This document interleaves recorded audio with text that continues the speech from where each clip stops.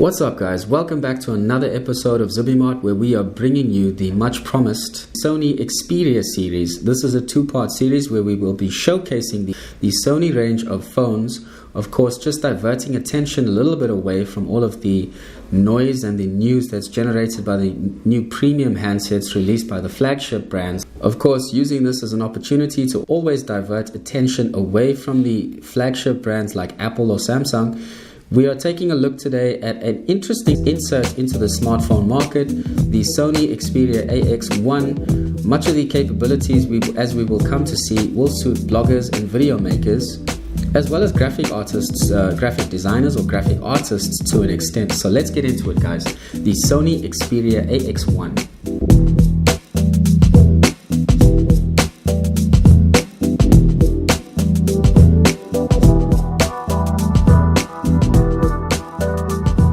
So, taking the phone out, just having a look at it, you can see the finish is quite premium, but at the same time the phone is also very lightweight.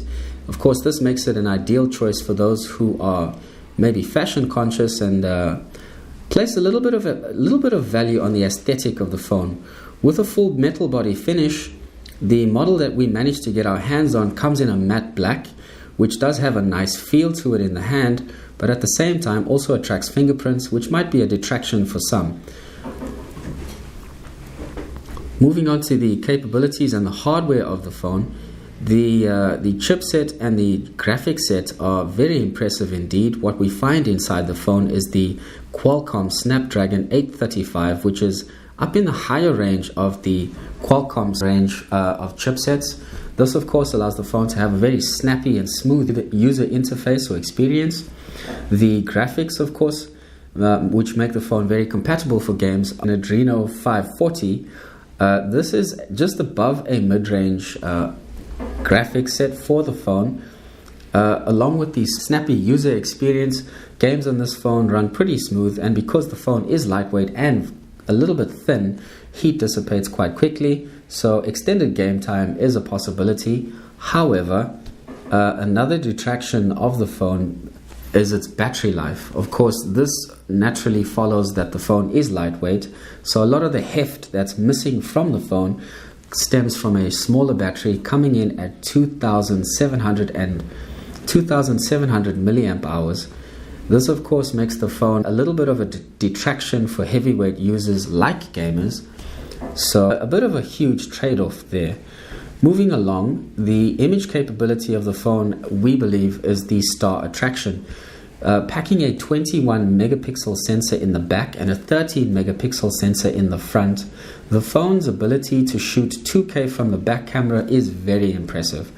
This means it is twice the clarity of HD, and 1080p, which is normal HD, is capable from the front camera in video mode. One of the phone's main draw cards, of course, is the ability to shoot in super slow motion.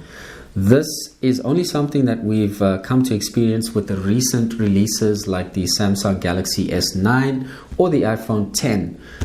For a little bit less, users can get the same capability with a phone that is from a premium brand, but much less of a sting on the wallet.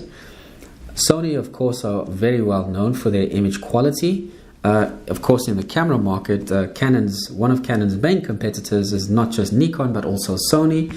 So any sort of visual capabilities on a Sony phone, are coming through with top quality. Looking at the design aesthetic of the phone, we have a USB Type-C port on the bottom, with the power button on the side, interestingly sharing the same feature as the fingerprint unlock.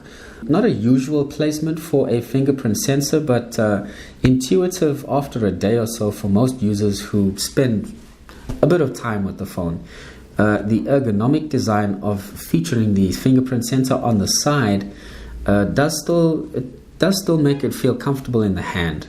Getting back to the visual capabilities of the phone, interestingly, this is one of the few phones I've ever seen that has the ability to render objects in 3D. Of course, this means that you could move your phone, scan it around an object, could be the camera or any object you might encounter that you'd want to take home. This feature, of course, I believe would probably be attractive for graphic designers and manipulators, people who like to manipulate graphics. Of course, this adds a whole new dimension for those who are into video content, those who are into vlogging as well as graphics. This phone would probably be an ideal choice as it has all of the high capabilities and features of flagships, but at not exactly half the price, but would still save you quite a bit of money. So there you have it, guys. That is the Sony Xperia AX1. We will be bringing you another Sony Xperia product in the days to come. Of course, let us know if you like this video. Please leave us some comments and suggestions in the comments. Let us know what you think of this phone. Of course, please don't forget to like and subscribe to this video and the channel. It does help out immensely.